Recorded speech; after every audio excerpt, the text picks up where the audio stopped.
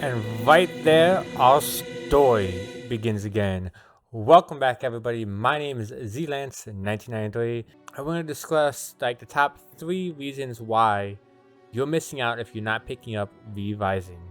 So number 1 on our list for one of the great things about this game is the customization for this game. Not only do you get to customize your vampire as you're seeing at the moment, but as you will see later on, you get to customize your own castle.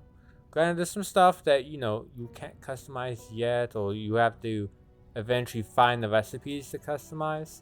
I'm still trying to find a bunch, but you just can make it really your own. You can be your own Dracula, however the style is you want it. So I'm just gonna go ahead and customize something real quick. Just get him looking someone decent. I like the red eyes. Hair mechanics. The mechanics that they have, like the details in this game, are really interesting. Like how much time they put in. Let's see. Can we find something that's not Swick? Swick. Hair color. Let's go with. I don't like it. What's that? I can do that. Perfect. Alright, so features, and yes, with the goatee. That shows us a mature vampire right there.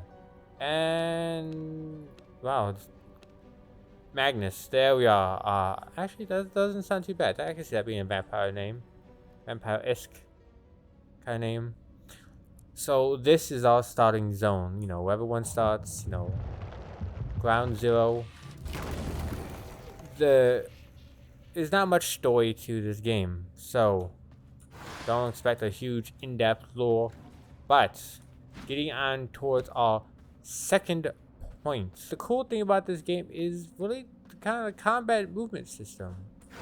So right now that is a dash. So there's a couple of different dashes depending on your power. And there's quite a few powers. You have Blood, Unholy, Illusion, Chaos, and Frost.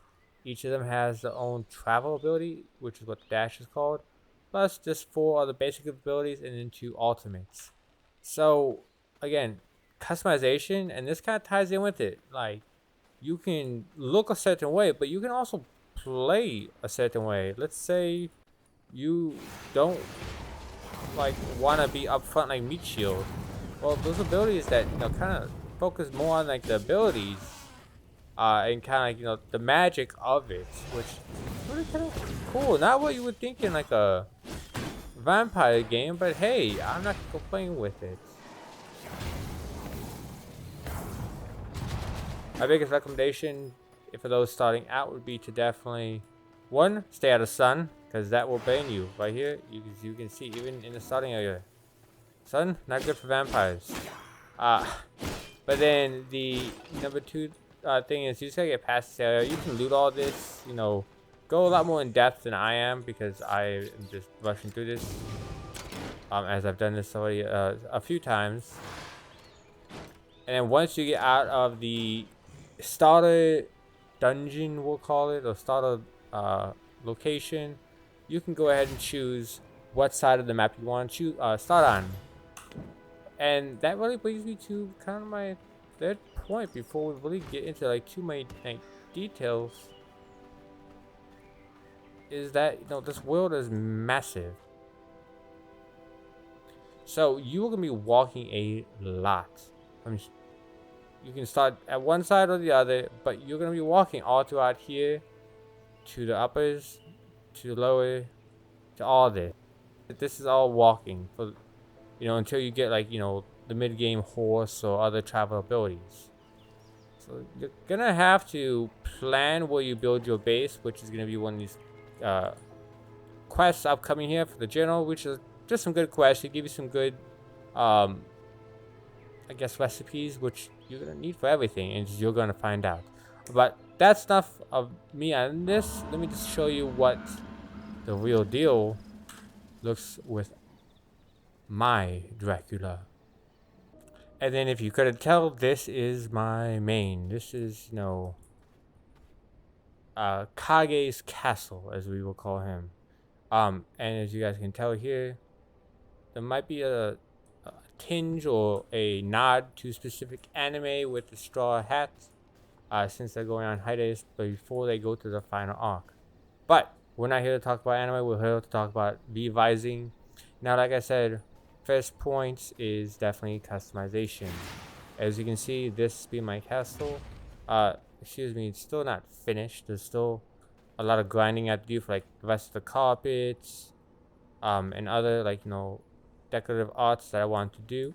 But overall, it's not too bad, and you can really kind of make it your own and make it really like neat. Like if you're one of those few that love Minecraft for the sake of building and making something memorable, this is definitely going to be a huge plus for you. It definitely has that Minecraft kind of building feel to it, as the build menu gets pretty big, and I still don't even have everything unlocked. Like there's still a lot I'm missing and need to find in this world, which is bloody massive. However, aside from the just that concept that there's a lot to build, you're gonna find yourself that you can get different bonuses based on how you build. So you gotta build smart. You can't just build for the sake of building. So for example, confined room, yeah, that's easy, but you got matching floors and like other like walling and stuff. Like certain factors will increase your productivity, your amount of resources you don't have to spend on said productivity, and other cool little things you don't think about. Like even like some outfits have set bonuses. Again, all these little details of customization, as well as like making things into a little bit of a certain box or theme, and keeping that together makes you just stronger overall as a new vampire budding out into the world to remake its civilization. So bad acting aside though, back to our second point, we have combats. So right here I have 3 servants, which they're off doing missions, which if you want I can talk about in another video, kind of like the more nitty gritty of it. If you just want to see more let's plays or even live content, let me know down in the comments below. I think I can make that happen. Combats, I just can't get enough of it. Like, so with my abilities, I really focus on movement and being able to dash around. Oh, this is about to be terrible timing for us. So you're gonna see the full power of oh crap. So my biggest thing is I love to move, and with my abilities, I can do that freely as long as I'm not trash. Because you take damage pretty easily here. You don't level up by the sense of building up your skills or anything like that. There's no like real skill tree. It's all based on your gears. So everyone's gonna, once they get the same items, they're all gonna be the same health. Like it's pretty standard there. So you have to find ways to stay alive. And for me, that is dashing around like a maniac, throwing out missiles, and just essentially keeping people away from me to not touch me. We are like Cusco, and this is a no touchy zone. No touchy. No touchy at all. Now, again, so for our third and final point, just because I want to make this one a little bit quicker, just because, this type of video, is the world is massive.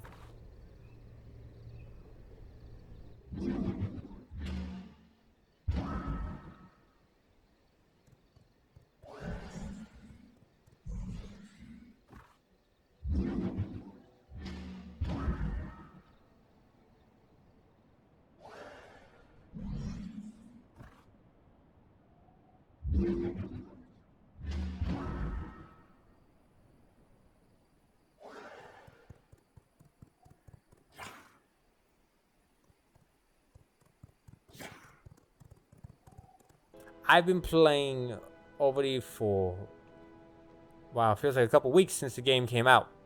And again, this is, without rushing and actually being thorough and building up instead of just trying to rush around. I'm playing on a PvE world. So there's a lot less people. Actually, there's nobody at the moment. Just for this type of world, just to make it easy. There's a lot you can explore, and this game will take a time. So if you are one of those people like Minecraft, that like to explore a giant open world, collect resources, and build cool shit, this is the game for you. And if you haven't gotten it already, I'll put the link down below to make it even easier for you to find it. Again, test it out. Give it, once you jump in it for the first half hour, you're gonna lose track of time, and the Steam window for return purchases will be past the 2 hours, and then you'll just love the game after that. But let me know what you think in the comments, if you like this kind of content, or if you want to see more of V-Rising in the upcoming videos. Otherwise, you all have a wonderful night, and thank you for tuning in.